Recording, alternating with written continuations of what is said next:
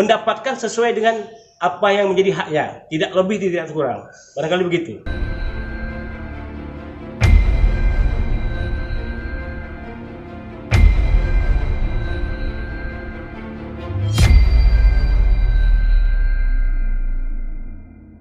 Yang mendapatkan hak sesuainya maksudnya seperti apa, Bang? Jadi setiap orang meninggal, tentu kalau ada harta warisan, maka yang diutamakan itu adalah ahli waris yang sah. Apa itu? Yang sedarah. Sesuai dengan pasal 832 KUHP, KUHP Perdata. Dan di sini almarhum tidak punya keturunan ya, Bang? Tidak punya keturunan. Jadi kalau tidak punya keturunan, dia dapat asal ada wasiat wajibah. Dan nilainya tidak lebih dari 1/3. Dan sampai saat ini ada wasiatnya nggak sih, Bang? Untuk dengan adopsi ini? Baik. Mereka yang Abang tahu. Jadi informasi dari media juga saya lihat, katanya ada melalui seseorang yang bernama email, kan gitu. Katanya mengaku mantan pengacara ibu, kan gitu. Jadi kami tunggulah, itikat bagus kami tunggulah sampai 40 hari. Dan ingat, sempat nanti notaris yang membuat itu menyalahi aturan, akan kami proses secara hukum. Ini gimana tanggapan Mbak Mimi tentang hal ini seperti apa? Ya, kita sih sebenarnya nggak mau terjadi seperti ini awalnya. Saya sih perwakilan dari keluarga sangat menyayangkan ya, kita semua keluarga sangat menyayangkan bisa terjadi seperti ini. Kita sih cuman kepengen komunikasi aja gitu dari anak-anak angkat kepada kami, terutama kepada ibu saya nih gitu, yang kakak kandungnya mama gitu. Karena kan memang sejak awal mama meninggal, itu yang di hari kedua kita adakan pertemuan, sampai hari ini tuh belum ada juga pembicaraan apapun dari pihak anak angkat kepada kami. Itu aja sih yang kami pengen, komunikasi. Mbak Mimi, artinya sekarang menggandeng kuasa hukum sendiri ini apakah untuk sama-sama ikut ingin juga mendapatkan hak warisan yang sekarang ada di tangan anak-anak angkatnya Bunda Dorce atau seperti apa sih, Mbak? Oh enggak, sebenarnya kita bukan di garis bawahi aja, sebenarnya ini bukan perebutan ya. Teman-teman, mohon maaf sekali lagi untuk berita-berita di luar sana yang bilang kalau bahwasanya kita berebut harta antara saudara kandung dan anak angkat, itu tidak benar. Kita hanya memperjelas saja bahwasanya di sini kami ini adalah ahli waris yang sah. Itu. Jadi anak-anak angkat kan memang sudah memakai pengacara. Sejak awal kami tidak mau sebenarnya ada seperti ini, kita pengen ngomong baik-baik saja gitu. Cuman kan dari pihak anak angkat tidak ada komunikasinya sampai hari ini. Maka akhirnya terpaksa kami pun menunjuk abang untuk membantu kami gitu, supaya semuanya tuh jelas gitu. Jadi yang menjadi hak kami tolong berikan kepada, pokoknya kalau ada segala sesuatu apapun itu yang berhubungan dengan mama, kita harus komunikasi melalui Tante Amel, pengacaranya gitu. Kita bingung juga di sini kenapa setiap apa-apa harus ke Tante Amel gitu kan. Dan Tante Amel juga selalu bilang katanya ya kalau ada apa-apa tanya ke saya, supaya karena anak-anak itu di bawah naungan saya, bilangnya gitu kan. Sementara kita kan harusnya kan dari anak-anak yang nanya ke kita. Kira-kira ada rencana nggak sih sebelum 40 hari ini untuk segera diselesaikan secara kekeluargaan seperti itu? Seperti apa, Mbak Mimi? Ya kalau kita sih dari awal kepengennya baik-baik saja, kekeluargaan saja, komunikasikan saja dengan kami. Tidak kepengen kayak gini, cuman karena ini sudah terlanjur berjalan seperti ini, ya kalau saya apalagi sudah ada abang yang mendampingi kami, kita ikutin aja sesuai dengan alurnya aja. Artinya dari pihak keluarga kandung Bunda Dorce ini ada ketakutan tersendiri apabila warisan ini jatuh ke tangan anak angkat, itu seperti apa nih Bang Tanjung dan Mbak Mimi? Baik, jadi begini, kita harus berpedoman dulu. Pernyataan dari Ibu Emel menyatakan itu sudah ada wasiat, kan gitu, sudah di tangan notaris. Tentu kita belum tahu siapa notarisnya dan tidak pernah jumpa dengan kita. Yang kami sanksikan begini, menunggu 40 hari ini dasarnya apa? Kalau bisa ada persoalan itu menyangkut harta warisan, mohon disegerakan. Jangan sampai menunggu 40 hari, karena dasar hukumnya tidak ada. Nah, jadi di sini kalau ahli waris sedarah ini sebenarnya tidak merasa takut. Kenapa? Kalau hak tetap hak kan gitu kan. Jadi apa tindakan daripada email ini kami sanksikan. Kenapa harus menunggu 40 hari dan mengapa ada wasiat? Kenapa tidak bisa bicarakan sekarang gitu? Dan ingat, wasiat itu juga harus kita lihat siapa saksinya. Adakah ahli waris sedarah? Ingat, anak angkat saya bilang tadi tuh, anak angkat bukan ahli waris, tapi bisa mendapatkan warisan berdasarkan wasiat wajibah dan tidak lebih daripada 1/3 warisan. Nah, mungkin dari Bunda dan juga Mbak Mimi, apakah terjadinya hal ini menjadi besar seperti ini karena memang dari lama anak-anak angkat Bunda Dorce itu tidak memiliki hubungan yang baik dengan keluarga, benar begitu bukan ya? Saya sih di sini meluruskan aja ya. Memang sejak awal anak-anak angkat mama tidak dekat dengan kami. Tidak ada kedekatan yang erat dengan kami, memang tidak. Tapi kami adalah silaturahmi sesekali. Jadi bisa dijelaskan Bang seperti apa kelanjutan perkaranya sih? Baik, terima kasih atas kesempatannya. Jadi begini, sebenarnya kan ini persoalan harta peninggalan almarhum Dorce. Dan kita ketahui bahwasanya almarhum ini kan tidak mempunyai anak, hanya anak angkat. Jadi kita harus berdasarkan perspektif hukum bahwasanya ahli waris yang ditinggalkan itu adalah sedarah dulu. Dilihat apakah ada yang sedarah, rupanya ada. Nah, jadi saya melihat kenapa di sini ada persinggungan antara anak angkat dengan ahli waris sedarah. Inilah yang mau saya luruskan agar harta-harta peninggalan ini menjadikan amal ibadah baik yang ditinggalkan maupun yang masih ada. Kalau saat ini saya tengok ada pertentangan antara anak angkat dengan ahli waris sedarah. Jadi secara hukum, apakah anak angkat mendapatkan harta warisan? Pada prinsip tidak. Dia akan mendapatkan berdasarkan wasiat wajibah dan tidak lebih daripada 1/3 dari total harta setelah dihitung dengan hutang. Jadi selama ini kita lihat kenapa ini seperti ini harus menunggu wasiat. Persoalan timbul. Sekarang kan sudah ada ahli warisnya ini. Kenapa tunggu wasiat lagi? Kalau wasiat itu hanya 1/3. Dan barangkali itu bisa bicarakan bagus-bagus. Sehingga tadi saya sudah melakukan upaya untuk meminta klarifikasi pada mantan pengacara almarhum untuk bertanya. Kenapa pada saat meninggal dia ada memberikan statement soal harta benda Ibu Dorce. Terus menyangkut masalah pada tanggal 11 November 2001 dia ada menerima surat-surat. Jadi itu saya minta untuk dikembalikan. Karena ada toh ahli waris yang sedarah. Jadi kita juga jangan persepsi yang keliru terhadap masyarakat. Karena apa? Saat ini ahli waris sedarahnya ada dan masih hidup. Jadi tidak benar kalau kita menunggu wasiat. Dan juga kalau kita menunggu wasiat juga jadi persoalan. Apa yang dibuat dan siapa notarisnya? Sampai ini kita tahu siapa notarisnya. Kalau ada notarisnya kenapa dia nggak mendatangi ahli waris? Kenapa didiamkan nunggu sampai 40? Ada apa? Itulah makanya pihak ahli waris sedarah ini merasa bingung. Ada apa terhadap hal ini gitu. Makanya saya di sini untuk berbicara bagaimana hak-hak sedarah. Itu sekarang juga masih menunggu 40 hari dulu nih Bang. Kami bertikat baik aja, tapi jangan mengada-ngada soal wasiat. Ingat, wasiat itu juga perlu pembuktian. Pada saat mendiang membuat wasiat, siapa saksinya dan bagaimana mekanismenya? Itu nanti jelas. Salah satu aja lebih dari 1/3 maka cacat itu wasiatnya. Berarti anak angkat itu hanya mendapatkan 1/3 ya Pak? Hanya 1/3. Itu kan berdasarkan wasiat wajibah. Tidak lebih dari itu. Yang betul-betul menerima wasiat itu adalah pihak sedarah, gitu ya? Iya, sedarah yang wajib untuk mendapatkan harta-harta peninggalan kalau ada.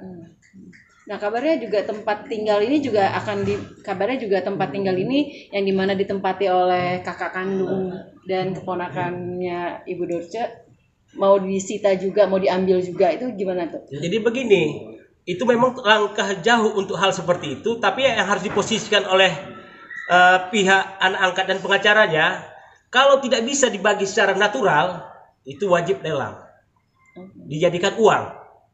Kenapa? Gak mungkin misalnya ahli waris, aku maunya seperti itu yang mana nih, kan gitu. Gak bisa dibagi secara real, paksa secara natural, paksa melalui pelelangan berupa uang. Jadi kalau misalnya ada isu-isu berkembang akan diambil alih, untuk saat ini saya jamin itu akan terjadi. Kalau ada pemaksaan kehendak, berarti upaya hukum yang kami mainkan.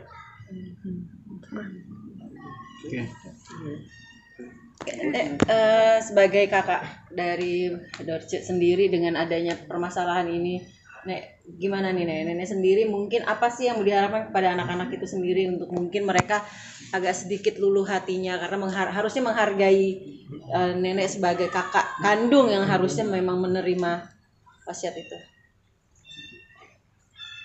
Oh ya, susah juga sih ngomongnya. Saya cuma minta mereka itu menghargailah keluarga saya, apalagi saya gitu kan. Bagaimanapun kan Dorce itu adik saya. Jadi saya minta dia ada apa-apa tuh ngomong, jangan mau ini sendiri, apa-apa main bawa gitu, saya nggak suka gitu. Ya intinya komunikasi aja sih gitu. Kita pengennya anak-anak komunikasi sama kita gitu tentang apapun itu, jangan bertindak sendiri-sendiri seolah-olah kami ini tidak ada, itu aja sih. Iya, sekarang semua di rumah itu udah hilang sedikit-sedikit, entah apanya, entah barang apanya gitu kan. Kan kita kan harus itu. Beberapa sih, lebih dari 2, lebih dari 2. Kisarannya berapa? Itu nggak bisa saya sebutkan. Hutang untuk apa kalau boleh tahu? Ya Lebih untuk keperluan apa pada saat itu? itu mohon maaf saya nggak bisa sebutkan, nanti aja ya. Itu biar kami aja yang menyelesaikan.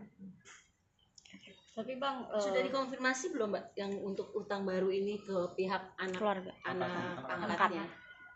Sudah, kita sudah dari teman mama pun yang menghubungi kami sudah bilang coba dikonfirmasikan kepada anak angkat, karena semua apapun yang berhubungan dengan mama, mulai dari dokumen, aset-aset semua dipegang sama anak-anak angkat gitu. Bukannya kami tidak mau membayarkan, cuman kan nilainya tidak sedikit gitu. Nilainya banyak, sementara semua aset-aset mama dipegang sama pihak anak angkat.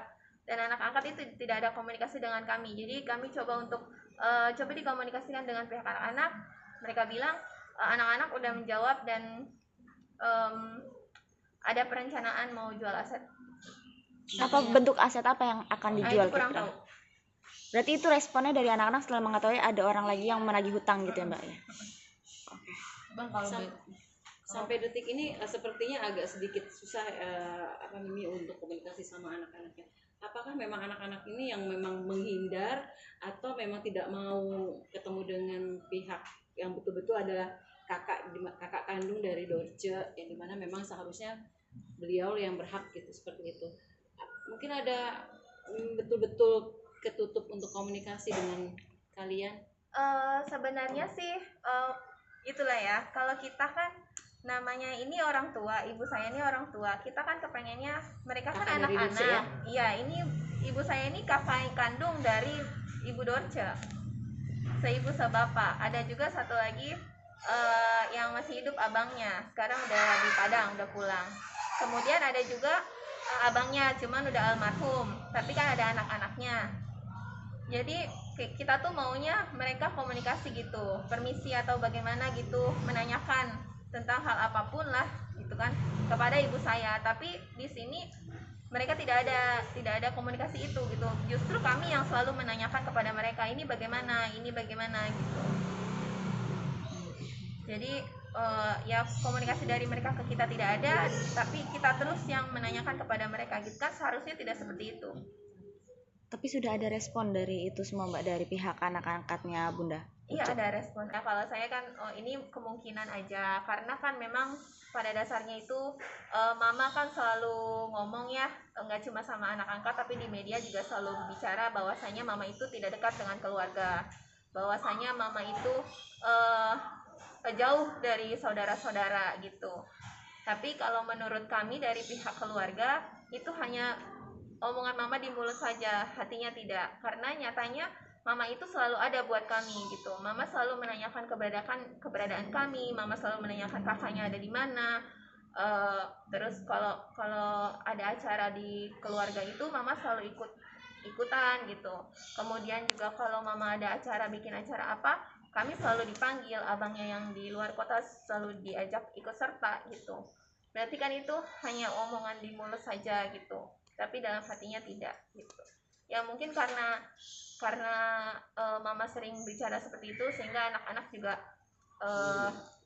terdoktrin mungkin ya, bahwasanya tidak dekat dengan keluarga.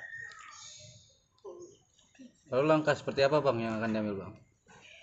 Jadi langkah kami ingin mengklarifikasi pada si email dasar apa menyatakan bahwasanya anak angkat diprioritaskan dari wasiat. Karena wasiat itu tidak tadi kita jaminkan bahwasanya wasiat itu di luar konteks daripada hukum. Kalau di luar konteks hukum seharusnya yang diutamakan apa? Keluarga saudara. Tapi saya tengok selama ini kenapa anak angkat yang selalu dibicarakan untuk mendapatkan porsi. Padahal porsi itu sudah jelas hanya sepertiga.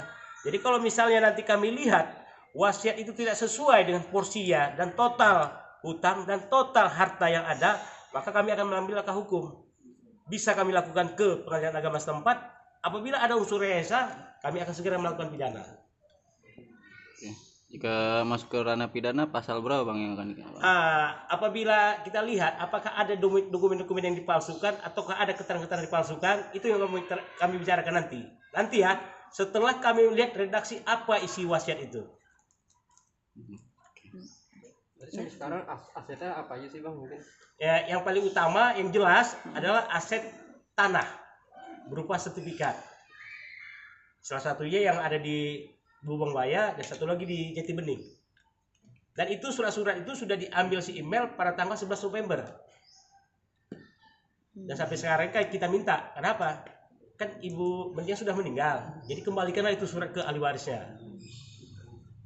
Jadi sekarang juga masih menunggu 40 hari dulu nih Bang. Dan kepada kami yang memang udah diberikan oleh mama kepada anak-anak, ya sok silakan, itu saja. Nah, Bang Tanjung terkait diberikan oleh Bunda Dorce yang bisa didapatkan apa aja? iya, apa aja? Itu sih saya kurang tahu ya. Kan menurut pengacaranya kan nanti sudah ada wasiat yang akan dibacakan di hari ke-40 katanya. Itu jadi kalau kita sih ya iyain aja lah gitu. Kalau emang dia mau nunggu 40 hari ya udah. Nah, ini kan kira-kira belum 40 hari nih, Mbak. Tapi Mbak Mimi sendiri sudah menggandeng pengacara nih untuk ini. Nah, ini dimaksudkan untuk apa nih, Mbak Mimi? Ya karena itu balik lagi tadi, karena kan sampai hari ini belum ada komunikasi dari anak-anak ke kita. Dan semua apapun yang berhubungan dengan mama, mulai dari dokumen-dokumen penting mama, dan semua aset-aset mama itu dipegang sama pihak anak angkat. Sudah gitu mereka tidak ada komunikasi dengan kami gitu. Karena sampai hari ini pun ada beberapa teman-teman mama yang menagih hutang kepada kami. Gitu. Jadi kan untuk membayarkan hutang-hutang tersebut otomatis kami kan membutuhkan biaya ya kan. Nah, untuk itu karena biayanya tidak sedikit gitu. Dan kami juga kan kurang paham hukum, makanya kami minta bantuan Abang yang lebih mengerti untuk mendampingi kami. Mohon maaf Mbak Mimi, terkait dengan hutang sendiri kan pada saat itu sudah dijelaskan, sudah di list katanya siapa aja yang hutang-hutang apa aja yang masih tersisa seperti itu. Nah, untuk sekarang ini apakah sudah masuk list itu sendiri atau ini tiba-tiba ada lagi nih? Tiba-tiba ada di luar list ya? Di luar list. Untuk list sebelumnya walaupun Tante Amel bilang katanya udah ada catatan dari Mama juga, saya juga sebenarnya punya sih catatan dari Mama. Hutang waktu Mama masih ada, Mama juga sempat bilang ini beberapa hutang-hutang Mama, nanti kalau Mama nggak ada tolong dibayarkan gitu. Tapi sampai hari ini masih ada beberapa rekan-rekan teman-temannya Mama yang menagihkan hutang kepada kami, itu di luar dari list itu gitu loh. Makanya kan kami juga butuh Abang yang paham hukum, bagaimana ini kita bisa menyelesaikan, karena kan kita sih mikirin kasihan Mama aja gitu, karena dalam menurut Islam segala bentuk urusan di dunia itu kalau orang sudah tidak ada kan harus kita segerakan gitu supaya mamanya tenang. Boleh tahu berapa hutangnya berapa yang belum dibayar sama berapa orang yang menagih ke ada beberapa sih, lebih dari 3?